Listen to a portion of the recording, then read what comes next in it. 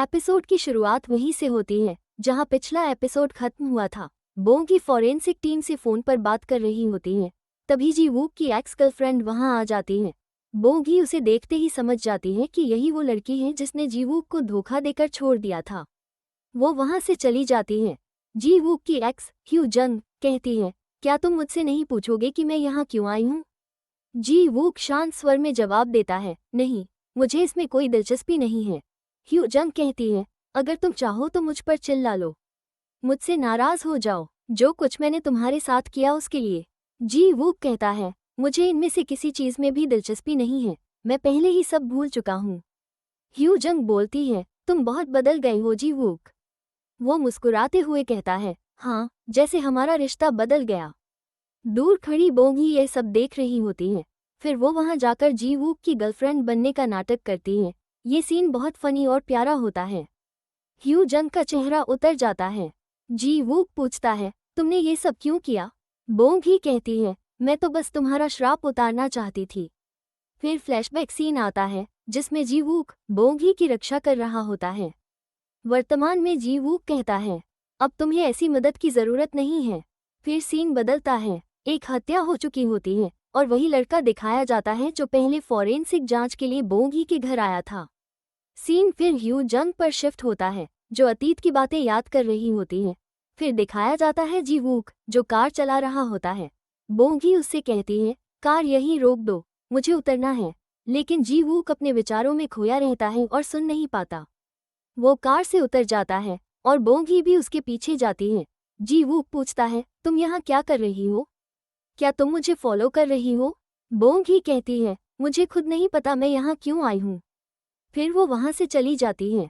उसे जाते समय जी वूक का भाई मिलता है। वो भी वही पूछता है, क्या तुम मुझे मिलने आई थी? बोंग ही गुस्से में कहती है, सब लोग यही सवाल क्यों पूछते हैं? फिर थोड़ी देर में माफ़ी मांग लेती है।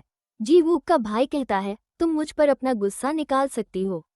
बोंग ही मुस्कुराकर कहती है, मैं ये बात याद रखूंगी।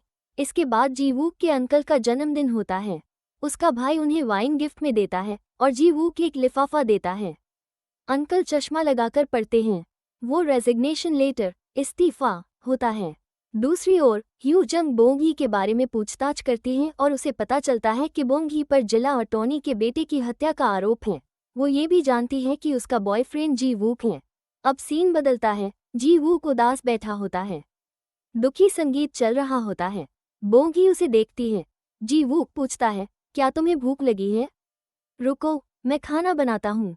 किचन में काम करते हुए वो पूछता है, मैं हमेशा तुम्हारे लिए खाना क्यों बनाता हूँ? बोंग ही मुस्कुराकर कहती है, क्योंकि तुम मुझसे बेहतर खाना बनाते हो। फिर दोनों साथ बैठकर खाते हैं।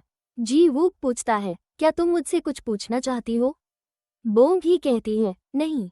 जी वूक मुस्कुराकर कहता है, लेकिन तुम्हारी आंखें कुछ और कह रही हैं। बोंग ही पूछती है, तुम्हारा अपनी गर्लफ्रेंड से ब्रेकअप क्यों हुआ? जी वूक बताता है, एक दिन जब मैं घर आया, मैंने उसे किसी और आदमी के साथ देखा। बोंग ही गुस्से में बोलती है, ऐसे लोग कैसे कर सकते हैं ये सब? उसकी बातें सुनकर जी वूक के चेहरे पर हल्की मुस्कान आ जाती है। फिर हत्या वाली जगह पर पुलिस और मीडिया पहुंचते हैं। वही फॉरेंसिक वाला लड़का वहां दिखता है। बोंग ही टीवी पर यह न्यूज़ देखती है। वो उसी फॉरेंसिक लड़के के साथ बैठी होती है। वो पूछती है, क्या तुम वहां जांच करने गए थे? वो कहता है, हाँ, लेकिन असली कातिल का कोई निशान नहीं मिला। बोंग ही कहती है, चाहे कुछ भी हो, मुझे असली कातिल को पकड़ना ही है। लड़का पूछता है, क्या तुम्हें डर नहीं लगता? बोंग ही जवाब देती है, मुझे मरने से ज्यादा डर इस बात का है कि मुझे जिंदगी भर कातिल कहलाना पड़े। घर जाते समय वो लड़का उसे उसके जूते देता है और कहता है, मैं तुम्हें घर छोड़ देता हूँ।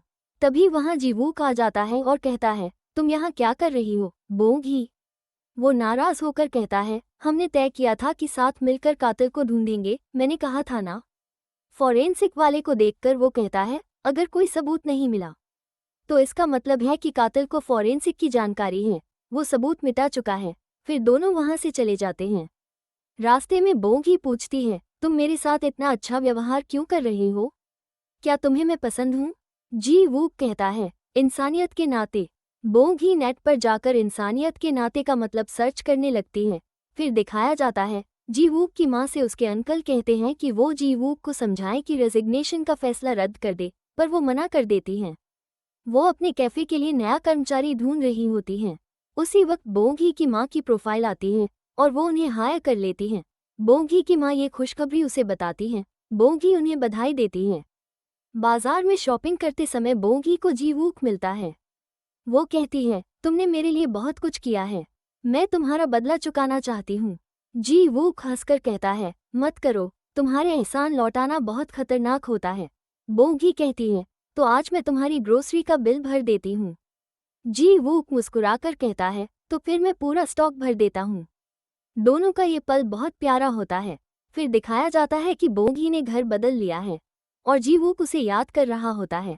वो अपने अंकल को रेजिग्नेशन लेटर देकर कहता है, कृपया इसे औपचारिक रूप से स्वीकार करें। अंकल कहते हैं, तुम लॉ फर्म खोल रहे हो, मैं उसमें निवेश करना चाहता हूँ। जी वूक कहता है, मुझे आपका काला पैसा नहीं चाहिए। अंकल नाराज होकर कहते हैं, क्या मैं कोई माफिया हूँ जो ब्लैक मनी रखता है? फिर सीन में दिखता है, जी वूक अपनी नई लॉ फर्म के लिए तैयारी कर रहा है। अंकल कहते हैं, मैं भी ज्वाइन करने वाला हूँ। उसका भाई यूं ह्यूक कहता है, क्या मैं भी आ सकता हूँ? अंकल कहते हैं, हाँ, आज जी वूक किसी को हायर करने वाला है। फिर सीन बदलता है। जी वूक बोंगी के पास जाता है और उसे जॉब ऑफर देता है। वो कहता है, मैंने पहले भी तुमसे कहा था कि मेरे साथ काम करो। फ्लैशबैक में दिखाया जाता है जब वो नशे में था और बोला था, मैं तुम्हें नौकरी दूंगा। वर्तमान में बोंगी कहती है, तुम्हें वो याद है? तो तुम्हें ये भी याद होगा कि उस रात हमारे बीच क्या हुआ था? जी वूक बोलता है, मुझे कुछ याद नहीं। क्या तुम मेरे साथ काम करोगी? बोंगी मना कर देती है, मैंने बहुत मुश्किल से खुद को संभाला है, अब फिर वही गलती नहीं करना चाहती। जी वूक कहता है, ठीक है, सोच लो और बताना। कुछ समय बाद बोंगी हाँ कह देती है। जी वूक हंसकर कहता है, मुझे नहीं लगा था कि तुम सिर्फ 7 मिनट में फैसला ले लोगी।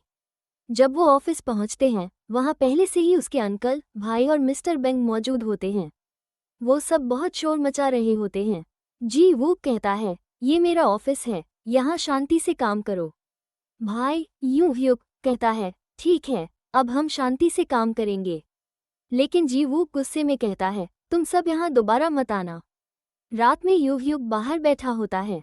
वो जी वूक से बात करने आता है, पर जी वूक सुनता नहीं।